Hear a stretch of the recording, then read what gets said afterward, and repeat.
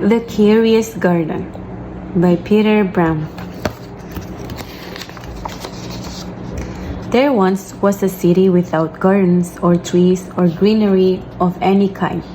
Most people spend their time indoors. As you can imagine, it was a very dreary place.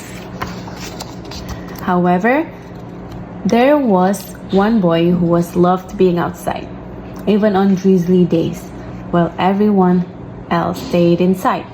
You could always find Liam happily splashing through his neighborhood. It was on one such morning that Liam made several surprising discoveries.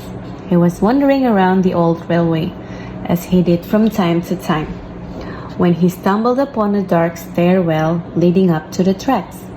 The railway had stopped working ages ago, and since Liam had always wanted to explore the tracks, there was only one thing for the curious boy to do. Liam ran up the stairs, pushed open the door, and stepped out onto the railway. The first thing he saw was a lonely patch of color. Wet flowers and plants were the last things he had expected to find up there. But when he took a closer look, it became clear that the plants were dying. They needed a gardener. Liam may not have been a gardener, but he knew that he could help. So he returned to the railway the very next day and got to work. The flowers nearly drowned, and he had a few pruning problems, but the plants patiently waited while Liam found better ways of gardening. As the weeks rolled by, Liam began to feel like a real gardener, and the plants began to feel like a real garden. Most gardens stay in one place, but this was no ordinary garden. With miles of open railway ahead of it, the garden was growing restless. It wanted to explore. The tough little weeds and mosses were the first to move. They popped up farther and farther down the tracks and were closely followed by the more delicate plants. Over the next few months, Liam and the Curious Garden explored every corner of the railway.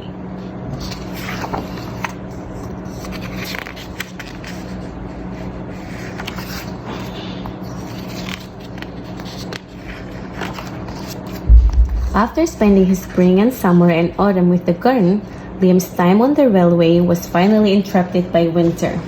Heavy blankets of snow fell on the city that season, and for the first time since he'd become a gardener, Liam could not visit the plants. Rather than waste his winter worrying about the garden, Liam spent it preparing for spring. After 3 cold months, the snow finally began to melt, and Liam rolled his new gardening gear over to the railway. Winter had taken a toll on the garden, but thanks to Liam's planning, his handy new tools, and a little help from the sun, the plants soon awoke from their winter sleep.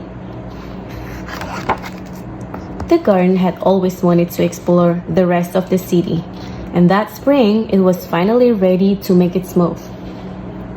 Once again, the tough little weeds and mosses set out first. They popped out farther and farther from the railway and were closely followed by the more delicate plants.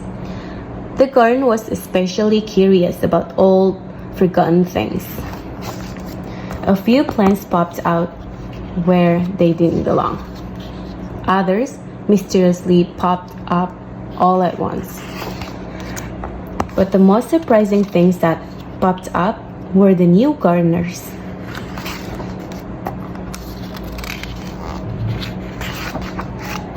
Many years later, the entire city had blossomed, but of all the new gardens, Liam's favorite was where it all began.